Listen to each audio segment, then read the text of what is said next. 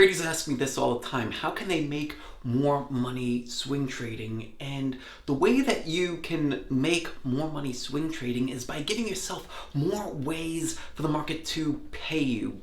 So often, and I had this mindset too of, well, once I'm in a trade, I want to hold for the entire move, right? In order to make that big money, it's made by sitting and waiting, right? Well, that's partially true.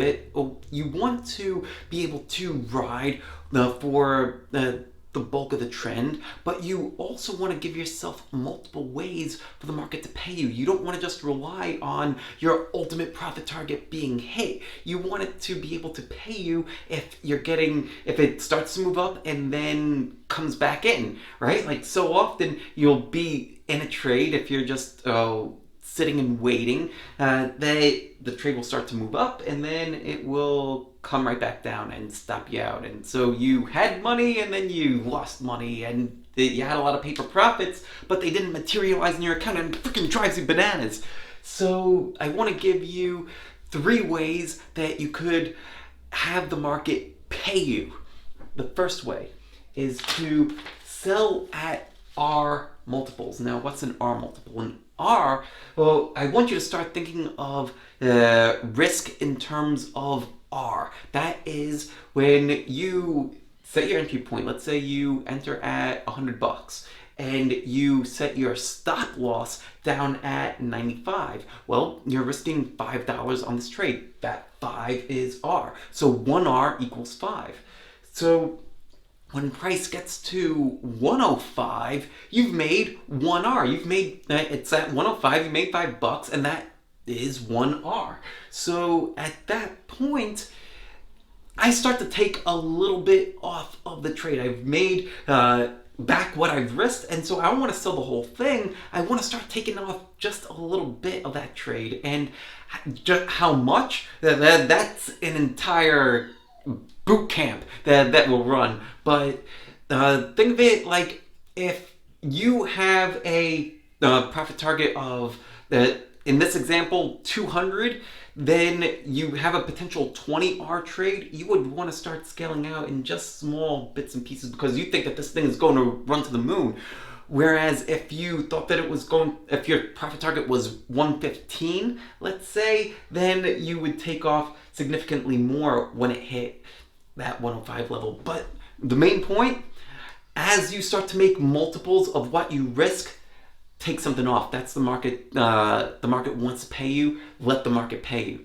Second way is to start setting trailing stops. Now, you could do this in a variety of ways. My personal favorite way is to use moving averages, and I'll use a variety of moving averages. I'll use the 5 EMA, the 10 EMA, the 21 EMA, the 50 SMA. Those are my primary ones to use as trailing stops for my swing trading. And the reason why is because most of my swing trades are held for a couple of weeks, if not a couple of months, if it's a really strong trend. And so as it's walking up those moving averages are both quantifying the trend, just how strong that trend is, but it's also quantifying the momentum of that trade. And if price starts to fall below those moving averages and close below those moving averages, it's a sign that the momentum is starting to fade. And as a momentum-based swing trader, we want to let the market speak to us and start to scale out. Other traders use average true ranges, perfectly fine. You could use whatever you want as a trailing stop, but the important point is that you have some kind of a trailing stop. And just like with the selling at the R multiples, you are scaling out of the trade. It's not an all or none decision. Sell bits and pieces when you get either of these. And the third is going to be selling at backstops. Now, what the hell is a backstop? A backstop is when price is moving up and it forms a support level, right? So if we're looking at the trade and it looks kind of like this, where price is moving up, and each one of these is going to be a new floor, a support level. So if price, let's say, comes back down, right? And oh, there's another support level, broke out, and then let's say it comes back in, you would be selling a portion of your trade there. And if it continues to fall, you might sell a portion of your trade there. At that point, honestly, you might be out of the trade completely, but you get the idea. As it makes these floors, as it builds support, you're raising your stop and you're raising a portion of your position to that new support level. And in this way, you're giving yourself 3 ways for the market to pay you, and that's how you will make more money in your trading account and be able to compound your account that much faster. Now, if you like this video, give it a thumbs up. If you have any questions about any of this, or if you have other ways that you sell, drop it down in the comments below. I would love to hear you.